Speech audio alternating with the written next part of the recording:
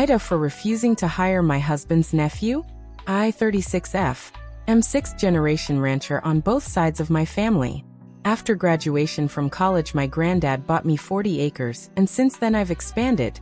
So this ranch was mine long before I met husband, and will remain mine if we ever split. I have the paperwork for this. My husband, 36M, grew up in the country, but doesn't understand ranching. He does some work around the ranch, but honestly, if he wasn't my husband, I'd fire him as a ranch hand. His animal husbandry lacks. He doesn't do anything unless specifically told to do it. Like the man could drive by a down fence with a truck full of tools and wouldn't stop or even tell anyone that a fence was down. He doesn't finish half the tasks he starts, and he costs me more money than I actually thought possible because he's constantly breaking things. His nephew, 18M, is the same way. I've hired him to do odd jobs at my husband's request, and unless I'm on top of him the whole time, it doesn't get done. This hasn't gotten better in the last 5 years, and honestly I think it's gotten worse.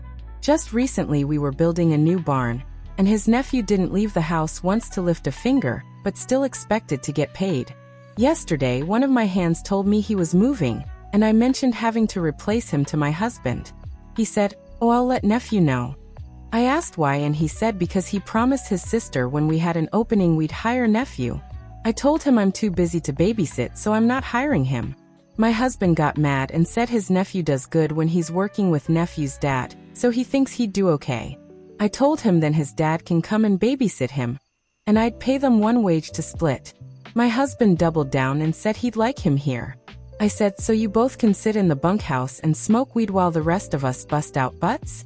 It's not happening. I'd rather hire my 8-year-old nephew. Now my husband's entire family is calling me an asshole, and my mom is siding with them. My dad and both grandpas are saying I'm right to not hire a crap employee cause he's family.